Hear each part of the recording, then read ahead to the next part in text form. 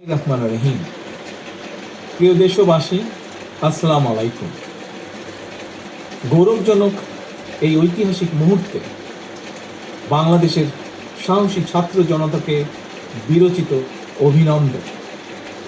হাজারো শহীদের প্রাণের বিনিময় জনতার ঐতিহাসিক এই বিপ্লবের মধ্যে দিয়ে গণহত্যাকারী খুনি হাসিনার পতন হয়েছে, রাহুমুক্ত হয়েছে আমাদের প্রিয় বাংলাদেশ।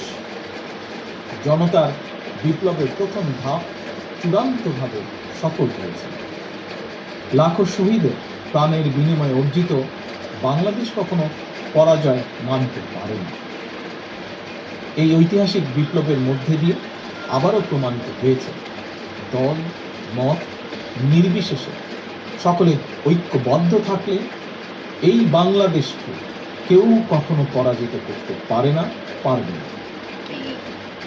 প্রিয় দেশবাসী, বিজয়ের এই ঐতিহাসিক মুহূর্তে আমি আজ সেই সব মায়েদের প্রতি বিনম্র শ্রদ্ধা জানাই, এই গণবিপ্লবে যারা তাদের প্রিয় সন্তানকে হারিয়েছেন।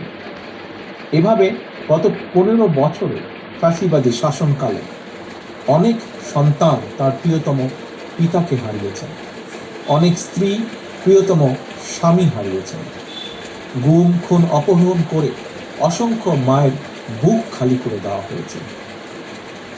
আপনাদের সন্তানের শহীদ মৃত্যু, স্বজনদের ত্যাগ, তিতিক্ষা 2024 সালের 5ই আগস্ট প্রিয় বাংলাদেশ আরেকটি বিজয় দেখেছে।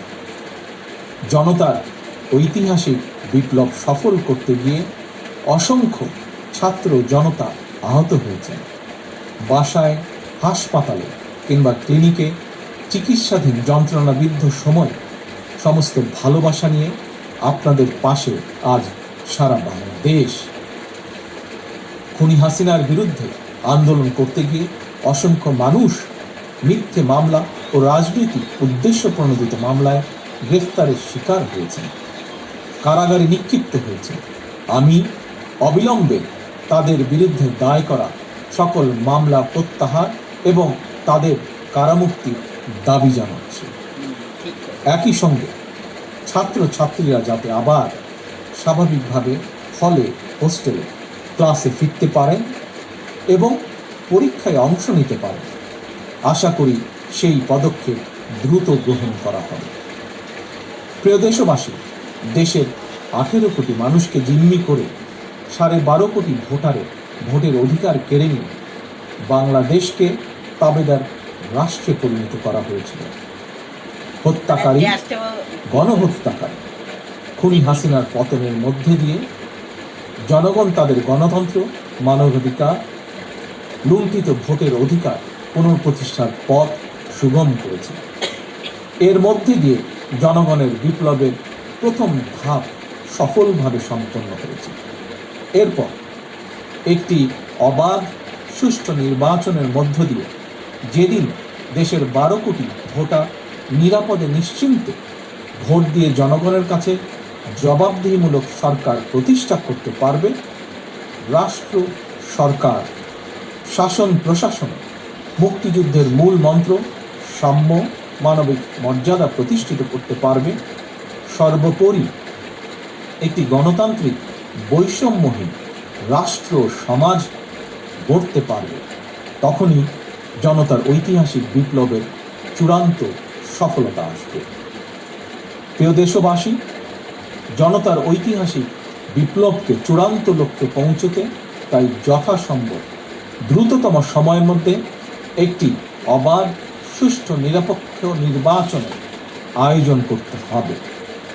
জনগণের দ্বারা নির্বাচিত প্রতিনিধিদের কাছে দ্রুততম সময়ের মধ্যে অবশ্যই ক্ষমতা হস্তান্তর করতে হবে।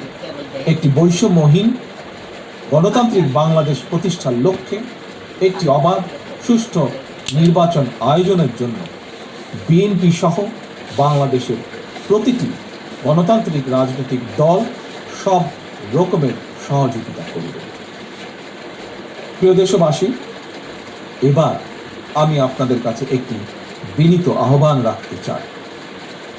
বিজয়ের কাছে পরাজিতরা নিরাপদ থাকলে বিজয়ের আনন্দ মহিমান্বিত হয়। সুতরাং বিজয়ের এই আনন্দঘন সময়ে রাহুমুক্তির এই ঐতিহাসিক মুহূর্ত শান্তভাবে উদযাপন করুন। অনুগ্রহ করে কেউ প্রতিশোধ কিংবা প্রতিহিংসা পরায়ণ হবেন না। কেউ নিজের হাতে দয়া করে আইন তুলে নেবেন না।